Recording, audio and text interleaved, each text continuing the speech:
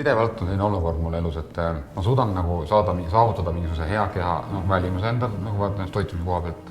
Ja siis ühel hetkel jälle kuidagi läheb kõik nii käest ära, et ja ma tajun, et see on psühholoogiline või see on kuskil minu sisemise sees kinni kusagil, et tuleb selline stressi söömine, lihtsalt rahuldaks ennast sellega, kuidagi nagu matan oma mured siin, võib-olla öelda, et rahuldan, mingi sõltuvus tekib, selline toitumine, lihtsalt mingid asju hakkad nagu niimoodi sisse ajama näost, sinnamaani välja, kuni jälle tunned, et ja siis jälle ka piitsutame ennast ja ma olen teinud igasugu rumalusi ka, ma olen tablettidega ennast proovinud, näiteks buliimia täielikult, et söön ja siis nagu võtan tablette, et saada sellest jamast nagu, mis sees on kiiresti välja, kuskil üleval on mingisugune kiiks on.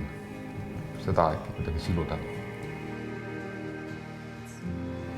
No ootused ehk on sellised, et võib-olla tõesti ma ei oleks enda vastu nii karm toidu koha pealt, et ma karistan ennast tihti, et teen selliseid nii karme dieete endaga, et kus ma kaloraas on vaegu 500 kilokalorit päevas ja või vähemgi veel, et ma teen täiesti nagu nälgin vahest, et saaks sellest kuidagi üle, sellest toiduhirmust üle ja jõuda sellele põhjusele lähemale, et mis toimub või mille pärast ma ennast niimoodi piinan või et miks ma ju tegelikult toitun ju vähem kui nii mõnigi teine inimene, ometi kehakaalust tundub, et ma ainult sööksingi ja see äkki jõuaks sellele tüvele kuidagi lähemale, saaks sellest hirmust lahti.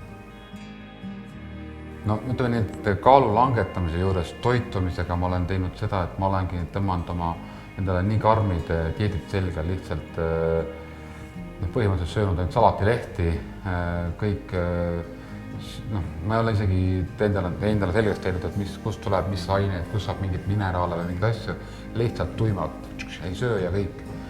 Ja olen teinud kohvidieeti, olen lihtsalt vee peal olnud, sinnamaani välja, et teen mingi ulmetrenni seal 1,5–2 tundi, lasen kööpi kõndi, niimoodi, et vesi leemendab, arvasin, et see on see kehatud kehamass, tegelikult on vedel ja kigistan ja siis vett peale ei joo ja kuivatan ennast ja igasugu asju teinud, et proovin kuidagi kaalust alla saada.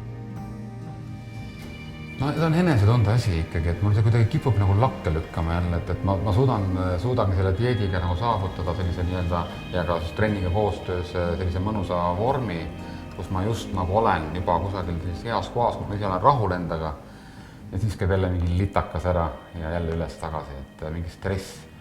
Ja nüüd tahakski sellest nagu aru saada või et kas see nagu üldse on nii oluline või et vanus on ka selge, et juba 43, et võiks nagu ennast rohkem armastama hakata.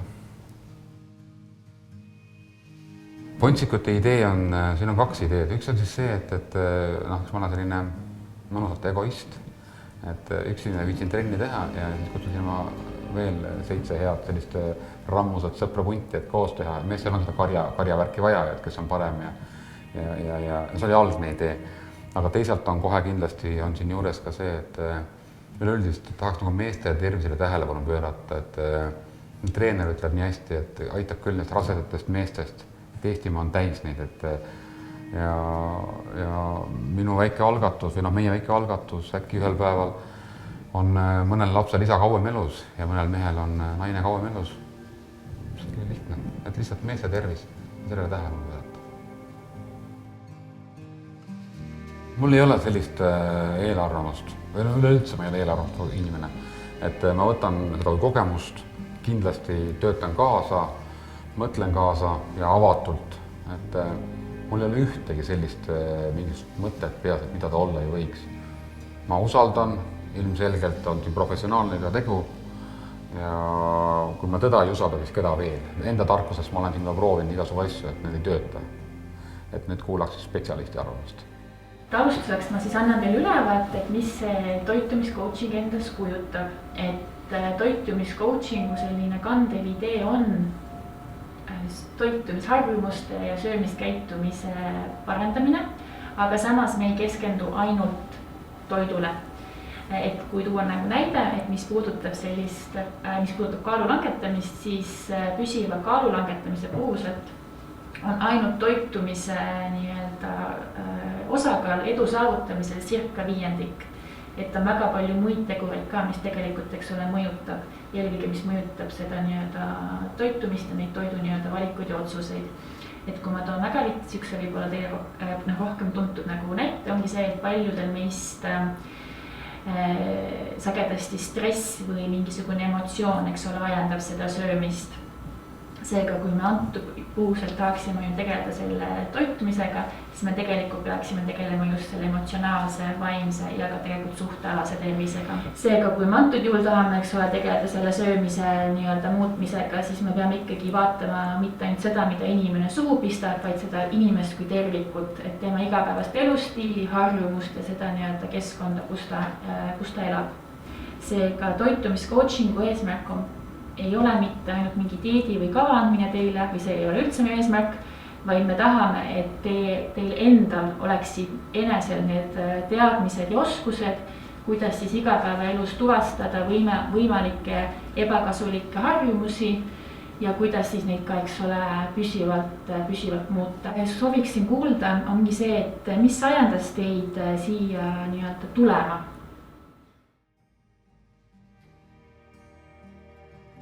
Tunnistan, et polegi oma toitumisest kellega nii pikalt ja avatult rääkinud, et mis on väga positiivne, et kuulata iseennast rääkimas enda toidust, enda toitumisharjumusest.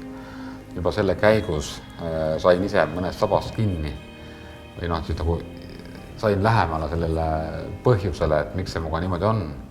Et ma olen igasugu muid jutte rääkida ja me kõik räägime, aga see enda nendest nii-öelda pahedest me ikkagi kipume nagu mööda vingerdama.